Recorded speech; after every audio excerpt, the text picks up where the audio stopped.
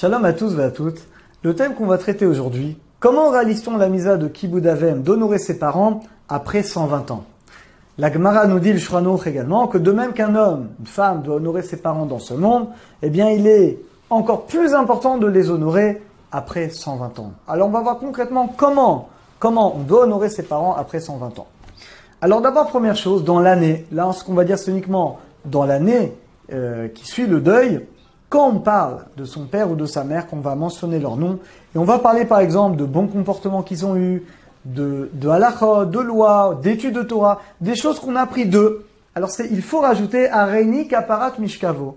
Littéralement, je suis la kapara, que je sois l'expiation de la personne qui est partie. C'est une phrase qui est très dure. Rachid dit ça veut dire quoi?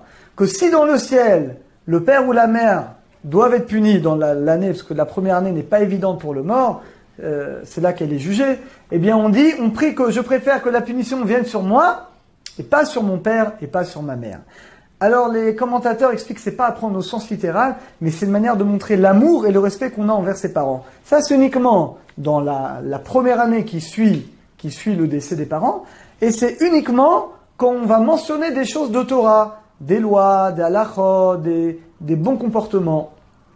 Après un an, on dira juste quand on parle du père ou de la mère, Zichrono livracha, que son souvenir soit une bénédiction.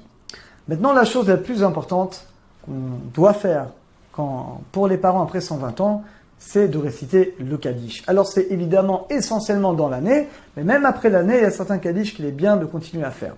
Alors la Gemara, d'où on apprend l'histoire du Kaddish, c'est une histoire qui est assez incroyable. La Gemara raconte que Rabbi Akiba, un jour il était dans le désert, et il a vu un homme qui est habillé tout en noir, et qui court, il coupe du bois, il attache le bois, et toute la journée il faisait ça. Alors Rabbi Akiba allait le voir, lui dire, mais qu'est-ce qui t'arrive? Pourquoi tu fais ça? Il lui dit, écoute, je peux pas te parler, j'ai pas le droit de te parler. C'était Rabbi Akiba. Et il lui a dévoilé, écoute, en fait, moi je suis mort, et je suis ici pour expier mes fautes, c'est ma punition. Alors, Rabbi Akiba, qui avait un cœur, un amour extraordinaire pour chaque juif, lui a dit, est-ce que je peux faire quelque chose pour toi? Est-ce que je peux t'aider? Elle lui a dit, cette personne qui était en fait morte, lui a dit, écoute, j'ai entendu dans le ciel que si j'avais un fils qui faisait le Kaddish pour moi, et Barechou, on me sortirait de cet enfer. Alors Rabbi Akiba lui a demandé son nom, sa ville, voilà que Rabbi Akiba est parti dans sa ville, et il a trouvé un fils. Et le fils, il n'avait même pas la Brit Mila.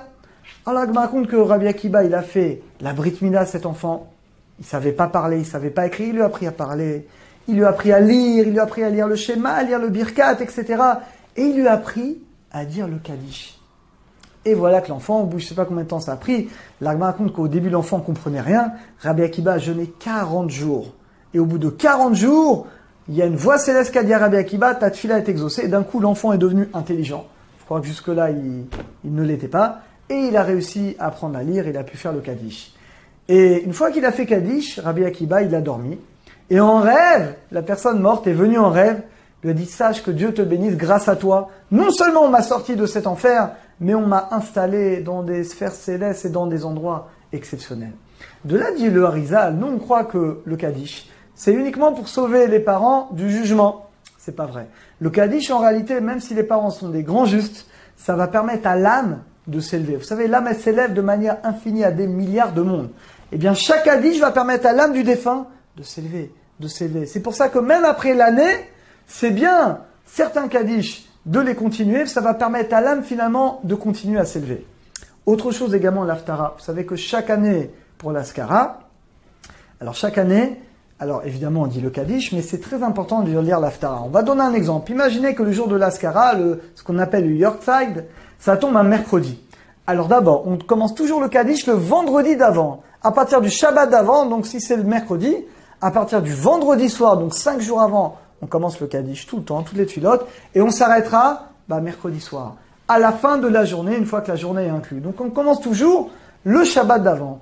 Et il est très conseillé de lire l'Haftara. Le Harizal dit que la chose qui fait le plus de bien à l'âme dans le ciel, c'est quand on lit l'Haftara. Donc il faudra faire, c'est toujours le Shabbat d'avant.